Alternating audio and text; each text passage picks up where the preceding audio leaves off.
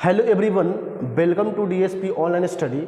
आज के क्लास में हम लोग सेल बायोलॉजी के सारे इंपॉर्टेंट प्रश्नों को सॉल्व करेंगे। आइए देखते हैं पहला क्वेश्चन क्या कहता है।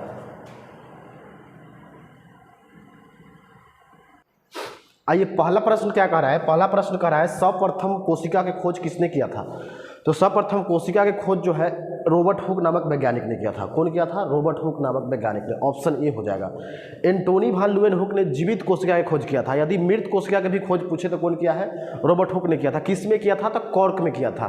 और एंटोनी वान ल्यूवेनहुक ने किस में किया था? तो ये किया था बैक्टीरिया में। इसके बाद आइए नेक्स्ट क्वेश्चन देखते हैं। नेक्स्ट क्वेश्चन क्या कर रहा है? कह रहा है कोशिका की खोज कब हुई थी। तो कोशिका की खोज जो है 1665 ईस्वी में हुआ था। इसके बाद नेक्स्ट क्वेश्चन देखिए। नेक्स्ट क्वेश्चन क्या कर रहा है कि सेल कोशिका शब्द की उत्पत्ति से संबंधित वैज्ञानिक का नाम है। तो क्या नाम है उसका? तो नाम है रॉबर्ट हुक। ये कोशिका से संबंधित क्या है? उत्पत्ति से संबंधित वैज्ञानिक का नाम है। क्या नाम है? Robert Hooke.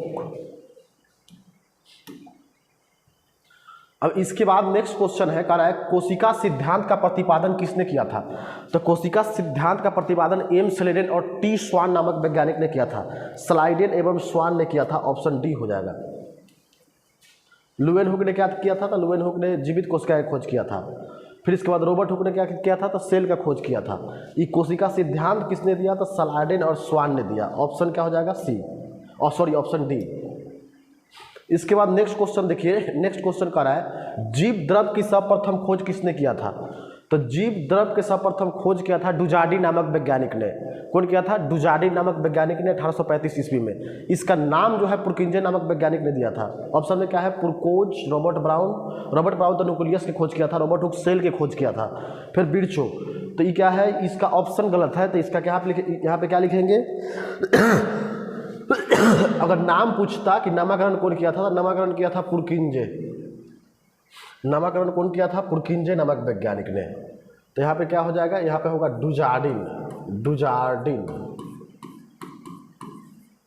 डुजार्डिन नामक वैज्ञानिक ने क्या किया था? खोज किया था। नाम किसने दिया था? तो नाम दिया था 1839 ईस्वी में पुरकिंजे नामक वैज्ञानिक ने।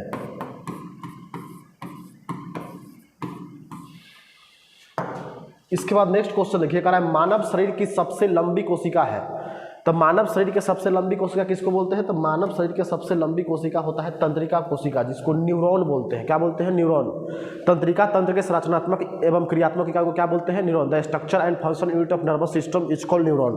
तंत्रिका तंत्र के संरचनात्मक एवं क्रियात्मक इकाई को क्या कहते हैं? तो उसको बोलते हैं न्यूरॉन। क्या बोलते हैं उसको? न्यूरॉन। जिसका सेल जो होता है सबसे लंबा होता है। यदि पूछे कि सबसे बड़ा कोशिका किसका होता है, तो सबसे बड़ा कोशिका होता है शुतुरमुर्ग का अंडा का। शुतुरमुर्ग का अंडा जो होता है लगभग 1.5 kg का होता है। अगर सबसे छोटा कोशिका पूछे तो सबसे छोटा कोशिका होता है माइकोप्लाज्म का। किसका होता है? माइकोप्लाज्म का। माइकोप्लाज्म का जोकर या बहरूपिया भी बोलते हैं। इसको पीपीएलओ भी बोलते हैं, प्लूरोन्यूमोनिया लाइक ऑर्गेनिज्म। फिर इसके बाद यदि पूछे कि मनुष्य में सबसे बड़ा कोशिका किसका होता है, तो मनुष्य में सबसे बड़ा होता है कोशिका अंडाणु का, ओवम का। अगर मनुष्य में पूछे कि सबसे छोटा कोशिका किसका होता है, तो स्पर्म का होता है, शुक्राणु का होता है। इसके बाद आगे देखिए, आगे क्या कहता है, आगे क्वेश्चन देखते हैं।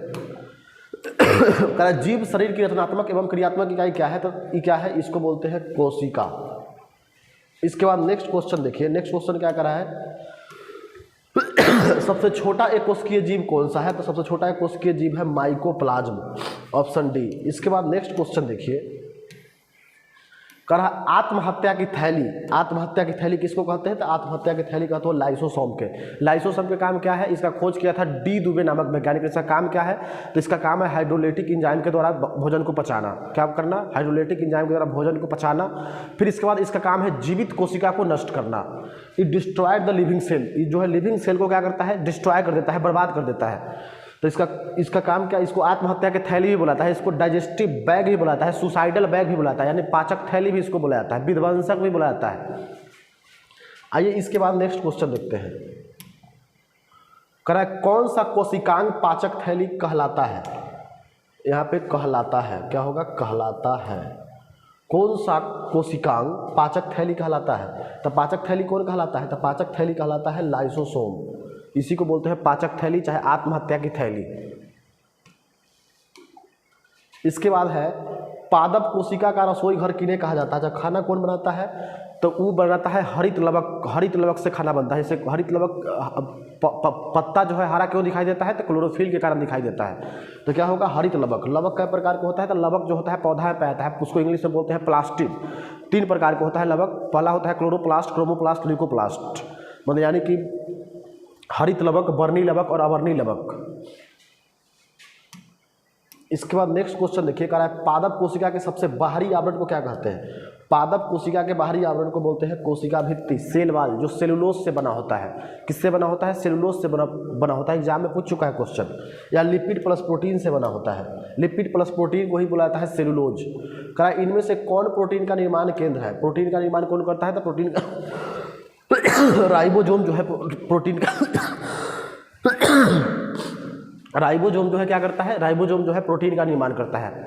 इसीलिए इसको प्रोटीन फैक्ट्री भी बुलाया जाता है, चाहे प्रोटीन के प्लेटफॉर्म भी बुलाया जाता है। अब इसके बाद है पादप कोशिका का कौन सा भाग निर्जीव होता है? तो कौन सा भाग निर्जीव होता है पादप कोशिका का? तो कोशिका भित्ति जो है क्या होता है? निर्जीव होता है। जो किससे बना होता है? सेलुलोज से बना होता है। अब इसके बाद है तारक काय। तारक काय पाया जाता है कहाँ पे पाया जाता है? तो तारक काय पाया जाता है कोशिका द्रव में। कहाँ पे पाया जाता है? कोशिका द्रव में।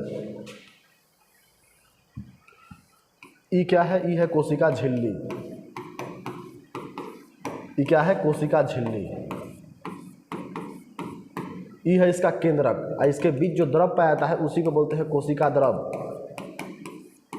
क्या बोलते हैं उसको? कोशिका द्रव। इसी को कोशिका द्रव में बहुत सारे कोशिकांग जैसे माइटोकॉन्ड्रिया, राइबोसोम, गोल्जी बॉडी, फिर इसके बाद लाइसोसोम, राइबोसोम, सेंट्रोसोम, फिर इसके बाद तारक काय, वैक्यूल्स, प्लास्टिड, लवक, ये सब किस में रहता है? तो सब रहता है कोशिका द्रव में। इसका ऑप्शन क्या हो जाएगा? केंद्रक। गुणसूत्र कहाँ रहता है? क्रोमोसोम। तो ये रहता है केंद्र में, केंद्रक में, न्यूक्लियस में। इसके बाद नेक्स्ट क्वेश्चन देखिए। नेक्स्ट क्वेश्चन क्या कर रहा है? कर रहा है कोशिका क्या है? तो कोशिका जो है जीवन की सबसे छोटी उन्नत इकाई नहीं, जीवन की सबसे छोटी और बुनियादी इकाई, जीवन की सबसे बड़ी और बुनियादी इकाई, जीवन की सबसे बड़ी और उन्नत इकाई। तो कोशिका जो है जीवन की सबसे छोटी और बुनियादी इकाई है। क्या है? जीवन के सबसे छोटी और बुनियादी इकाई। अब इसके बाद नेक्स्ट क्वेश्चन देखिएगा, निम्नलिखित में कौन सी किसी पिंड का क्रियात्मक इकाई है? तो कोशिका क्या है? क्रियात्मक इकाई है। इसके बाद कहा है कोशिका जीव विज्ञान क्या है? कोशिका जीव विज्ञान क्या है? तो कोशिका जीव विज्ञान जो है कोशिका संरचना और कार्य का अध्ययन है। क्या है? कोशिका संरचना और कार्य का अध्ययन है। इसके बाद नेक्स्ट क्वेश्चन देखिए, करें निम्नलिखित में से कोशिका का पावर हाउस कहा जाता है। पावर हाउस किसको बुलाता है? या पावर हाउस बुलाता है माइटोकॉन्ड्रिया को। इसको शक्ति केंद्र भी बुलाता है, ऑप्शन ए हो जाएगा। इसको बिजली घर भी बुलाता है। क्या बुलाता है? बिजली घर भी बुलाता है। इसमें भोजन का ऑक्सीकरण होता है। भोजन जो है इसमें एटीपी के रूप में जमा रहता है। इसमें जो द्रव पाया जाता है उसको बोलते हैं मैट्रिक्स। इसका खोज किया था अल्टमैन नामक वैज्ञानिक ने। नाम कौन दिया था? कोलिकर नामक वैज्ञानिक ने। इसके बाद 20 नंबर क्वेश्चन देखिए, कह रहा है एटीपी अणुओं का निर्माण होता है। एटीपी अणु का निर्माण कहाँ होता है? इसका निर्माण होगा माइटोकॉन्ड्रिया में। एटीपी के फुल फॉर्म क्या होता है? Adenosine triphosphate. नेक्स्ट क्वेश्चन क्या कह रहा है? निम्नलिखित में से किससे अपना प्रोटीन बनाया जा सकता है? तो प्रोटीन बनाया जा सकता है गोल्जी उपकरण से, गोल्जी बॉडी से, और राइबोसोम से भी बनाया जाता है। इसके बाद नेक्स्ट क्वेश्चन देखिए, कह रहा है प्लास्टिड के आंतरिक संगठन में एक पदार्थ में अंतर्निहित कई झिल्ली परतें होती है जिन्हें कहा जाता है क्या? तो उसको बुलाता है स्ट्रोमा। क्या बुलाता है उसको? Stroma, option D. इसके बाद नेक्स्ट क्वेश्चन क्या कर रहा है? कह रहा है निम्नलिखित में से कौन सा कोशिका अंग का उदाहरण नहीं है? तो कोशिका अंग का इंडोप्लाज्मिक रेक्टिकुलम भी है, गोल्जी उपकरण भी है, लाइसोसोम में भी है, वसा नहीं है। ये सब है, ये सब रहता है। इंडोप्लाज्मिक रेक्टिकुलम 2 प्रकार के, rough endoplasmic reticulum, smooth endoplasmic reticulum, Golgi body जिसका खोज कैमिलो गोल्जी ने किया था, फिर लाइसोसोम जिसका खोज डी दुबे नामक वैज्ञानिक ने किया था। इसका काम क्या है? हाइड्रोलाइटिक एंजाइम के द्वारा भोजन को पचाना और जीवित कोशिका को नष्ट करना। इसको आत्महत्या की थैली, पाचक थैली, सुसाइडल बैग, डाइजेस्टिव बैग भी कहा जाता है। इसके बाद नेक्स्ट क्वेश्चन देखिए। नेक्स्ट क्वेश्चन का है कि शरीर में ग्लूकोज का स्तर बढ़ने पर निम्नलिखित में कौन सी कोशिका इंसुलिन छोड़ती है? तो ये छोड़ती है बीटा कोशिका, इंसुलिन छोड़ती है, जिससे डायबिटीज नामक बीमारी पेशेंट में हो जाता है, जिसको चिन्नी रोग बोलते हैं। अब इसके बाद देखिएगा, निम्नलिखित में कौन सा जीव एक कोशिकीय जीव नहीं है? एक कोशिकीय जीव नहीं है। अमीबा जो है एक सेल से बना है, एक कोशिकीय है। क्लाइडोमोनास एक कोशिकीय है। बैक्टीरिया भी एक कोशिकीय है। तो कवक, फंगी जो है बहुकोशिकीय जीव है। फंगी और शैवाल कौन सा जीव है? बहुकोशिकीय जीव।